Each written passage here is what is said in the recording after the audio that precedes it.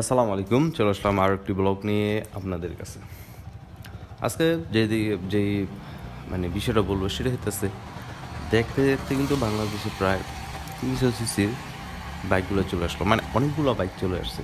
অনেকগুলা royal Enfield, CF motor, Hornet 2.0 already বাংলাদেশে চলতেছে। তারপরে তো পালসার 250 তো আছে। তবে এই বাইকগুলোর মধ্যে কিন্তু কোনোটা থেকে কোনোটা কম না। হয়তো একটু মাইলেজ বেশি কম হইতে পারে, কিন্তু সবচেয়ে যেটা স্পোর্টি লুক সেটা হইতেছে সিএফ মোটর। আর তারপর আমার কাছে আছে হচ্ছে পালচার 250টা, তারপর আছে হর্নেট 2.0। আর রয়্যাল এনফিল্ড তো ওটা তো ক্লাসিক বাইক, ওটা আসলে কোনো রিস্ক না। ওটার গেটআপই আলাদা, আর পালসারের গেটআপই আলাদা। মানে প্রত্যেকটা বাইকেরই গেটআপ আলাদা। হয়তো আমাদের দেশে এতদিন পর্যন্ত আসে নাই রয়্যাল এনফিল্ড, এর জন্য হয়তো একটু চাহিদাটা বেশি। কিন্তু পরবর্তী টাইমে আরও যেসব বাইকগুলো আসবো তখন দেখতে পারবেন ওইটা আবার কিছুটা কমে আসবে। বর্তমানে এখন টিভিএসও 200 সিসি বা 250 সিসি বলেন, 310 সিসি যেটা আছে, ওটা কিন্তু এখন পর্যন্ত বাংলাদেশে আসে নাই। তারপরে আমার একটাও আসেনি। এখন চাইনিজ যে বাইকগুলো আছে ওগুলোতে কিন্তু খারাপ না, ওগুলো কিন্তু আস্তে আস্তে আস্তে আস্তে দেখতে পারবেন বাইক আসার সম্ভাবনা হয়তো আছে। কারণ চাইনিজ সবার আগে আসে, আবার ওটা সবার আগেই পার্টস পার্টি শেষ হয়। এখন যেই বিষয়টা সেটা হইতেছে, এই যে বাইকগুলো আসছে কারো থেকে কম্পিটিশনে কম না। তবে আমার কাছে ভালো লাগছে সিএফ মোটর। ওটার যে ডিসপ্লের যে সেট আপটা, মানে ওটা আরও অস্থির পুরা। আমি আসলে রিভিউ দেখছি, দেখার পরে আপনাদের সাথে একটু শেয়ার করতেছি।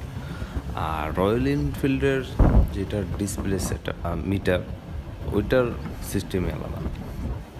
তারপরে হর্নেট 2.0 180 সিসি, ওই ব্যাগটা কিন্তু জোস, কিন্তু বিল্ড কোয়ালিটি যেটা ওটা একটু ভালো করতে পারতো।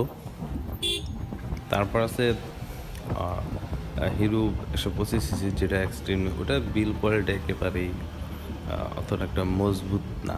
আর একটু ভালো করা দরকার ছিল, কারণ আমাদের দেশের যে রাস্তাঘাট পড়ে অনেক সময় বাংলাদেশে, সেই ক্ষেত্রে অনুযায়ী আরও মজবুত করা দরকার ছিল বিল্ড কোয়ালিটি অন্তর্গত।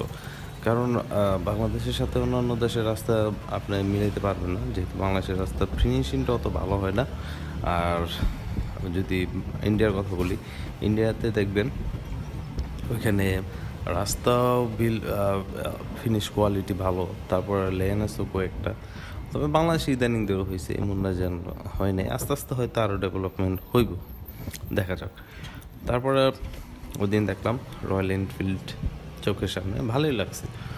আর সামনে থেকে দেখলে অতটা যেন একেবারে অনেক কিছু তা মনে হইব না, একটা স্বাভাবিকের মতো মনে হয়েছে আমার কাছে। কারণ আমার কাছে স্বাভাবিকই মনে হইব, এটাই স্বাভাবিক যেটা হইতেছে। কারণ এই বাইক তো এমন না যেন শুধু বাংলাদেশে আসছে, সব মোটামুটি ইন্ডিয়াতে বলেন আরও বিভিন্ন জায়গা হয়তো চলতেছে, এমন না যে শুধু বাংলাদেশেই প্রথম। আর এটার পাশাপাশি আরও যেসব বাইকগুলো আছে ওগুলো কিন্তু একেবারে কম না।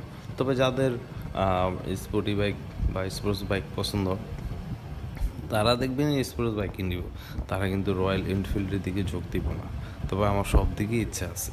আর এদিক থেকে যদি আপনারা চান, হর্নেট 2.0টা নিতে পারেন, ওটা দুদিকেই আছে, ক্লাসিক প্লাস স্পোর্টস দুটোটাই আছে। তারপর পালসার 250, সিএফ মোটর তো রেসিং, ওটার গেট আপে আলাদা।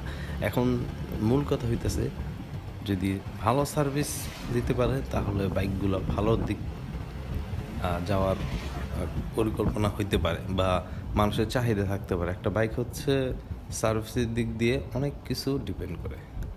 তো আসলে আমি এই দিকগুলো আপনাদের জানানোর চেষ্টা করলাম, মানে আমার ধারায় যতটুকু সম্ভব হইল। ভিডিও ভালো লাগলে চ্যানেলটা সাবস্ক্রাইব করতে পারেন। আর কি, এই তো, সকল ভালো থাকবেন, সুস্থ থাকবেন, নিরাপদ থাকবেন। আল্লাহ হাফেজ।